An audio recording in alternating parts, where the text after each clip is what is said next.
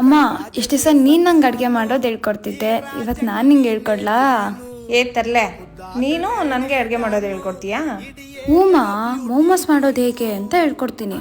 ಯಾಕಂದರೆ ನನಗಿದನ್ನು ಬಿಟ್ಟು ಇನ್ನೇನು ಮಾಡೋಕ್ಕೆ ಬರಲ್ಲ. ನನ್ನ ಫೇವ್ರೆಟ್ ಸ್ಟೀಮ್ ಮೋಮೋಸ್, ಹಾಗೆ ಅದಕ್ಕೆ ಖಾರ ಚಟ್ನಿ ಮಾಡೋದು ಹೇಗೆ ಅಂತ ಹೇಳ್ಕೊಡ್ತೀನಿ. ಸರಿ ಆಯಿತು, ಬಾ ಹೇಳ್ಕೊಡು. ಮೊದಲು ಒಂದು ಪಾತ್ರೆಗೆ 3-4 ಸ್ಪೂನ್ ಎಣ್ಣೆ ಹಾಕಿ ಸಣ್ಣದಾಗಿ ಕಟ್ ಮಾಡಿರೋ ಈರುಳ್ಳಿನ ಹಾಕ್ಕೊಂಡು ಫ್ರೈ ಮಾಡ್ಕೊಬೇಕು. ಆಮೇಲೆ ಅದಕ್ಕೆ ಕಟ್ ಮಾಡಿರೋ 2 ಹಸಿಮೆಣಸಿನ್ಕಾಯಿ ಹಾಗೆ ಶುಂಠಿ ಬೆಳ್ಳುಳ್ಳಿ ಪೇಸ್ಟ್ನ ಹಾಕ್ಕೊಂಡು ಫ್ರೈ ಮಾಡ್ಕೊಬೇಕು. ಈಗ ಇದಕ್ಕೆ ನನಗೆ ಇಷ್ಟ ಆಗಿರೋ ತರಕಾರಿ ಎಲ್ಲ ಹಾಕಿದ್ದೀನಿ. ಅರ್ಧ ಕಪ್ ಕಟ್ ಮಾಡಿ ಇಟ್ಕೊಂಡಿರೋ ಬೀನ್ಸು, 1 ಕಪ್ ತುರಿದಿಟ್ಕೊಂಡಿರೋ ಕ್ಯಾರೆಟು, ಇದೆರಡೂ ಚೆನ್ನಾಗಿ ಎಣ್ಣೆಯಲ್ಲಿ ಫ್ರೈ ಮಾಡ್ಕೊಬೇಕು. ಈಗ ಇದಕ್ಕೆ 2 ಕಪ್ ಕಟ್ ಮಾಡಿ ಇಟ್ಕೊಂಡಿರೋ ಕ್ಯಾಬೇಜ್ನ ಆ್ಯಡ್ ಮಾಡಿಕೊಂಡು ಅದರೆಲ್ಲದ್ರ ಜೊತೆ ಚೆನ್ನಾಗಿ ಮಿಕ್ಸ್ ಮಾಡಿ ಫ್ರೈ ಮಾಡಿ ಇಟ್ಕೊಬೇಕು. ರುಚಿಗೆ ತಕ್ಕಷ್ಟು ಉಪ್ಪನ್ನ ಹಾಕ್ಕೊಂಡು ಹಾಗೆ 2 ಸ್ಪೂನ್ ಖಾರದ ಪುಡಿ ಹಾಗೆ ಸೋಯಾ ಸಾಸ್ನ ಹಾಕ್ಕೊಂಡು ಮಿಕ್ಸ್ ಮಾಡಿಕೊಂಡ್ರೆ ಮೋಮೋ ಸ್ಟಫಿಂಗ್ಸ್ ರೆಡಿ.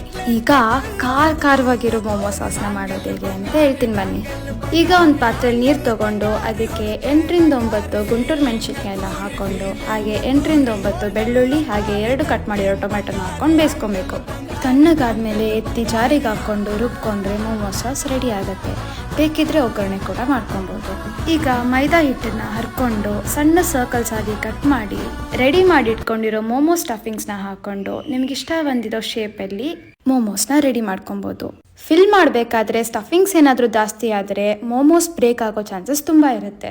ಈಗ ರೆಡಿ ಆಗಿರೋ ಮೋಮೋಸ್ನ ಇಡ್ಲಿ ಪ್ಲೇಟಿಗೆ ಆಯಿಲ್ ಅಪ್ಲೈ ಮಾಡಿ 12-15 ಮಿನಿಟ್ಸ್ ಸ್ಟೀಮ್ ಮಾಡಿಕೊಂಡ್ರೆ ಮೋಮೋಸ್ ರೆಡಿ ಆಗುತ್ತೆ. ರೆಡಿ ಆಗಿರೋ ಮೋಮೋಸಿಗೆ ಖಾರ ಚಟ್ನಿನ ಹಾಕ್ಕೊಂಡು ತಿಂತಾ ಇದ್ರೆ ಸೂಪರ್ ಆಗಿರುತ್ತೆ. ಅಮ್ಮ ನೋಡ್ದಾ, ನನಗೂ ಅಡುಗೆ ಮಾಡೋಕ್ಕೆ ಬರುತ್ತೆ. ಪರವಾಗಿಲ್ಲ, ಈಸಿ ಇತ್ತು, ಮಾಡಿದೆ. ಆದರೆ ನಾನು ಮುಂದೆ ಮುದ್ದೆ ಮಾಡೋದನ್ನ ಹೇಳ್ಕೊಡ್ತೀನಿ. ಅದನ್ನ ಮಾಡಿದ್ರೆ ನೀನು ಅವಾಗ ಒಪ್ಕೊಂತೀನಿ ನಿನಗೆ ಅಡುಗೆ ಮಾಡೋಕ್ಕೆ ಬರುತ್ತೆ ಅಂತ.